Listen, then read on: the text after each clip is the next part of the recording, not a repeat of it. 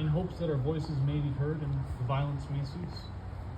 I was struggling, in the lead up to this demonstration, to think of how I could use my words best to say something meaningful to those of you here with us today. I eventually came to the conclusion that the best way to really connect with what has been happening on the ground is to talk about an organization and a figure who I have followed to keep me informed of the goings-on in Palestine. It is through this organization and interviews with its president and founder, Steve Sosebee, that I have been able to keep informed of the dire humanitarian situation in Gaza, and hopefully today I can share some of the insights into the day-to-day struggles of the people, especially the children, who have paid a high price in life and innocence. The Palestinian Children's Relief Fund is a volunteer-based non-profit organization and a charity who have provided free medical care to children in Gaza since 1991. They have sent over 2,000 children to the United States for health care and have sent thousands of international doctors to provide for tens of thousands of children in the Gaza Strip. They are a 4-star charity, which is the highest rating a charity can receive, and have been lauded for their transparency in everything they do. They have also been a supplier of other forms of humanitarian aid, which has affected the lives of many tens of thousands of individuals, and have had to recently lean into this form of aid as the situation has gotten very, very dire. Despite this, several challenges have faced this organization. And despite these challenges, though, the PCRF has been able to donate $1.7 million worth of aid to Gaza. Despite this, humanitarian relief agencies have been unable to deliver aid until further notice, due to being unable to enter Gaza with its urgent humanitarian relief. Such has been the case since October 7th, so over a month from now.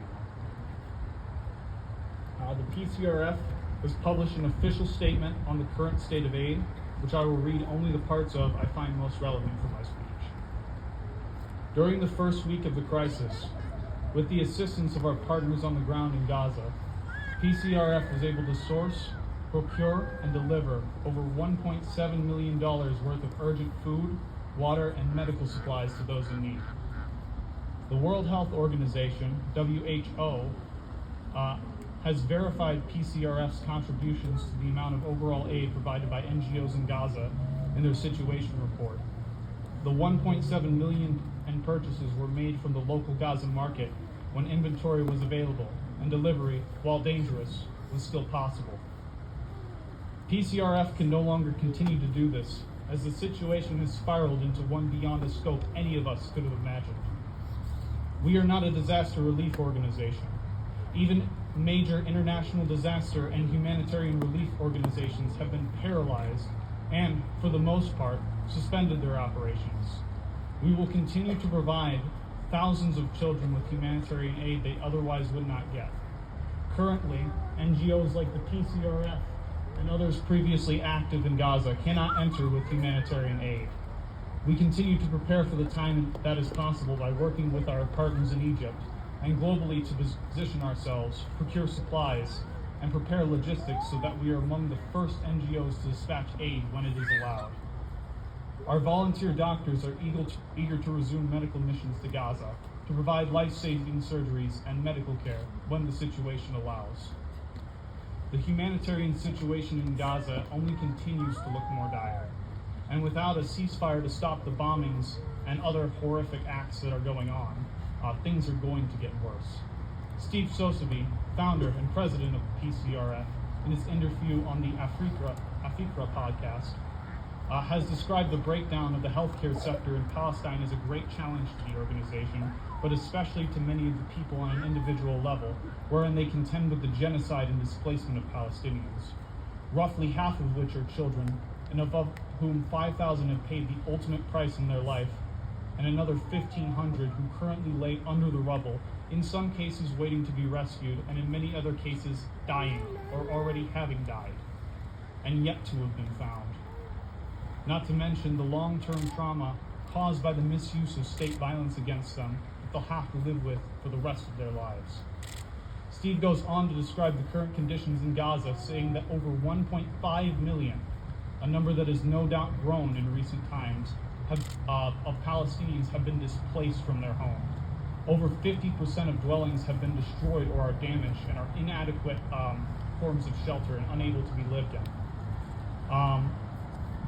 People have been forced to live in schools, tents, and warehouses. Food is now incredibly scarce, and there is no clean water.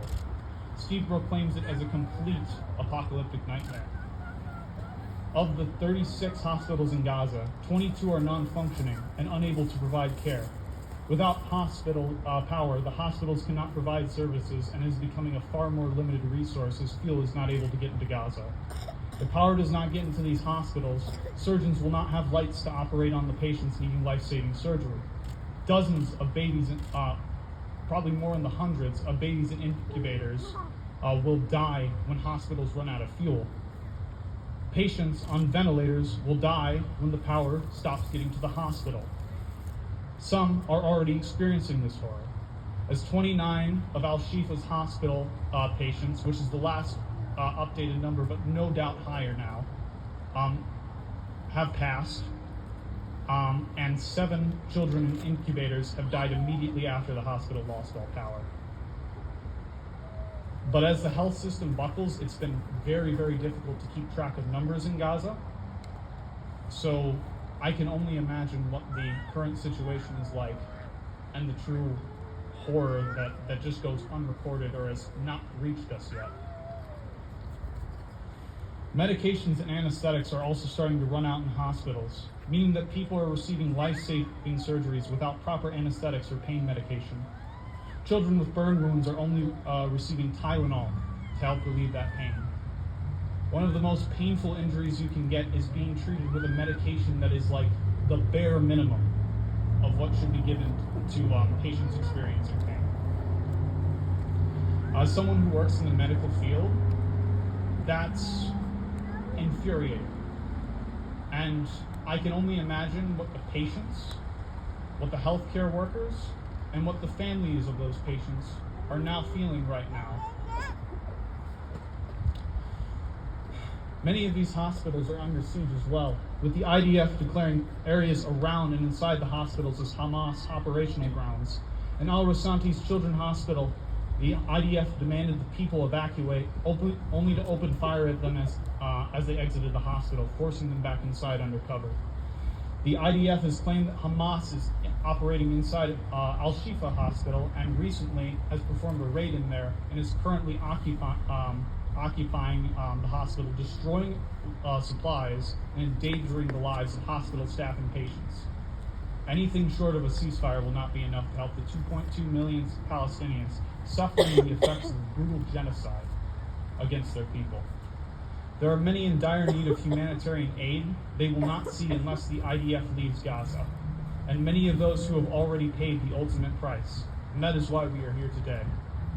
Palestinians right now are suffering, but through their suffering they have had to be strong, to not give in to despair and to keep fighting for their lives.